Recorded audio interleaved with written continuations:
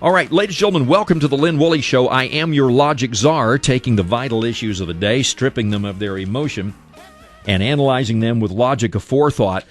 One of the big stories that we're following, of course, is the committees that are looking into the Hassan situation, and we want to talk about that just for a moment with Michael McCaul. He is currently serving his third term representing the Texas 10th District in Congress, and that is out of Austin. And Congressman McCaul, welcome to the program. Hey, good morning, Lynn. It is great to hear from you and to have you on the program for the first time. You were, I'm sure, watching the events yesterday, the Lieberman Committee and some of the other testimony going on. Are we starting to do the right things here to get to the bottom of what happened at Fort Hood? Well, I think we're starting. I've requested a congressional oversight investigation in the House, which to date has not been accepted by the Democrats. But I feel very confident. The administration with the Pentagon is reviewing this. It's a 45-day review, and I think that certainly after that is completed, we should move forward with oversight hearings. I think Congress has a role to get to the bottom of this matter, get to the truth so the American people know the truth about Mr. Hassan and what his connections were. Well, and you're the top Republican member of the Intelligence Subcommittee, so have you gotten anything back from Representative Jane Harman? Because she's the one that would have to do this, right? Well, yeah, that's right. And the administration, the president has asked them to stand down, and they're taking orders from the president on this. And we're a separate branch of government under the Constitution, and I think we have the constitutional responsibility to go forward with these hearings. I haven't gotten an official response back from them, which tells me that they're kind of huddling up on the matter. But there's so many flags in this case, so many unanswered questions.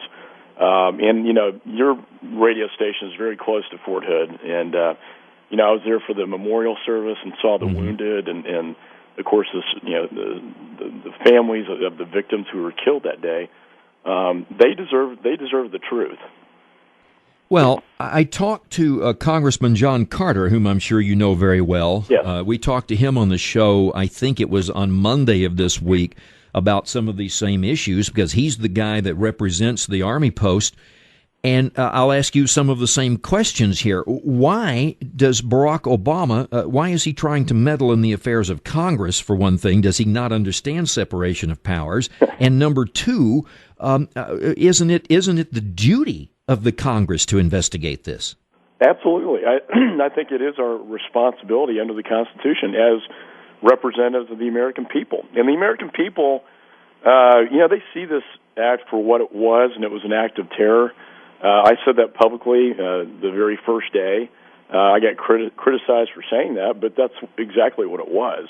And if there was any rush to judgment, it was this rush to judgment that this was just some misunderstood, lone wolf gunman, and we're just going to sweep it under the rug. And that was done the very day after the shooting. And I think that there's a lot more coming out now in terms of his communications with the top Al-Qaeda recruiter in Yemen, his Pakistan connections. Clearly, this was somebody that was not just, he became radicalized. I think the question is, did he become radicalized on his own, or was there some, Al-Qaeda connection to him? And when he's talking to the top Al-Qaeda recruiter in Yemen, that raises serious concerns, and it also raises the issue of why wasn't that information shared with Fort Hood? When the Joint Terrorism Task Force in Washington knew that they had a major at the largest military installation in the United States talking to a top Al-Qaeda recruiter in Yemen, why wasn't that intelligence shared with, General Cohn at Fort Hood? Certainly, they had the need and desire to get that information so they could better protect themselves. All right. Would you mind taking a phone call? Sure. All right. Let's go to Rick in Salado, Texas. And Rick, you're on with Congressman Michael McCaul. I'm sorry to switch gears, but I wanted to ask the congressman, how many slush funds does it take for the Democrats to have until they totally take over this country? They've got Social Security, Medicare. Now they've got the TARP, the stimulus. It's get Democrats elected slush funds. Do the Republicans have any idea of how they're going to be able to take on all these slush funds and get reelected? Well, it's a good question, and I think that this health care bill is just yet another entitlement program designed, I think, to some extent to buy more votes from the entitlement class, and whether it's the health care bill or the stimulus bill or these bailouts, the spending has just gotten totally out of control. The White House came out with a website they spent $18 million developing. I don't know how you could spend that much money on a website, but be that as it may, it basically came out with a report saying that there were 7 congressional districts in Texas receiving stimulus dollars, 7 districts that don't even exist. Mm-hmm. And if you look at my district, District 10, it said that there were 164 jobs created at the price tag of $270 million. Well, when you fix that to each individual job, that means that each job is making on an average of $1.6 million. Well, I'd like to get one of those jobs, but it just shows you how flawed this whole process really is. Congressman, are you able to stay with us to the bottom of the hour? Sure. All right. I will get back to health care, but I'm not done with this Fort Hood situation yet, and we have about a minute here before we go to break.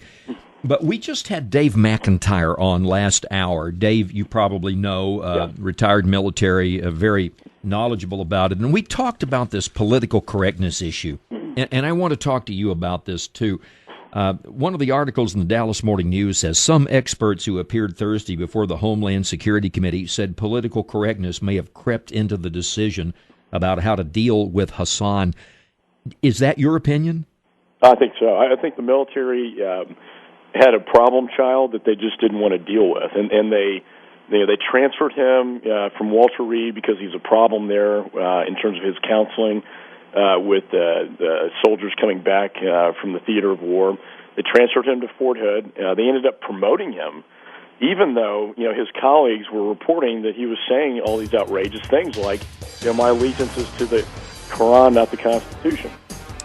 Just a lot of serious flags, and I think the military, we got to review the process in terms of how they treat these people. And General Cohen, if I could just end by saying, said... All right, I tell you what, Congressman, hold that thought. We're about to go to break here. We'll pick up where we left off right after this. Call the Lynn Woolley Show at 1-866-89-LOGIC.